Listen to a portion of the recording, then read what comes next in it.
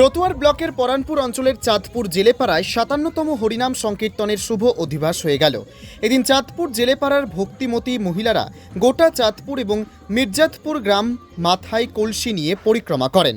মহিলারা কালিন্দ্রী নদী থেকে জল নিয়ে শোভাযাত্রা সহকারে চাঁদপুর জেলেপাড়ার রাধাগোবিন্দ মন্দিরে প্রবেশ করে। উদ্যোক্তারা জানান তাদের এই কীর্তন ১৬ প্রহর ব্যাপী হবে। শুভ অধিবাসে প্রচুর পরিমাণে ভক্তরা অংশগ্রহণ করেন। এই কীর্তন শুনতে বহু দূর থেকে গ্রামে আসেন ভক্তরা। এই কীর্তনকে কেন্দ্র করে আনন্দে মুখরিত হয়েছে সারা গ্রাম। এবারে কীর্তন ৫৭তম বৎসরে।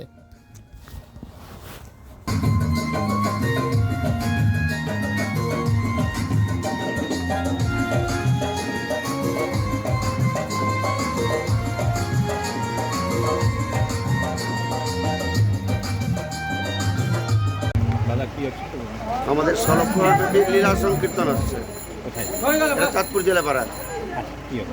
আজকে অধিবাস হচ্ছে। আমাদের গ্রামের সমস্ত ছেলে মেয়ে সবাই এত আনন্দিত যে কী বলবো, প্রচুর আনন্দিত।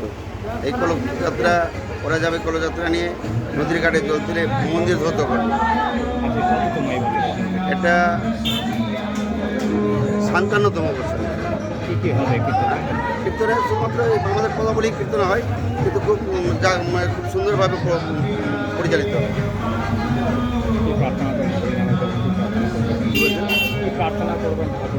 ঠাকুরের কাছে প্রার্থনা করবো আমাদের সমাজ যেন খুব ভালো থেকে ভালো হয়। আগে খুব নিম্নমানের ছিল, আস্তে আস্তে ঠাকুরের কৃপাতে ভালোর দিকে ভালো যাচ্ছে। হ্যাঁ, এবং দান ধ্যান অনেকেই করছে। হ্যাঁ, এটা খুব ভালো লাগছে। এটা এই দান ধ্যান যেন সবাই সব দিন করতে পারে, এটাই আমাদের কামনা। আমার নাম নিমাই মহোদয়, কীর্তন কমিটির পরিচালক।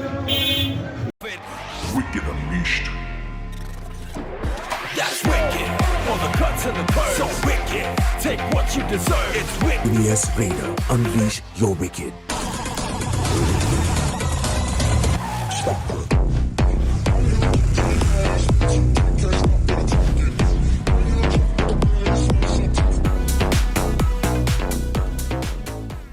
The new TVS N-Torque 125 Race XP.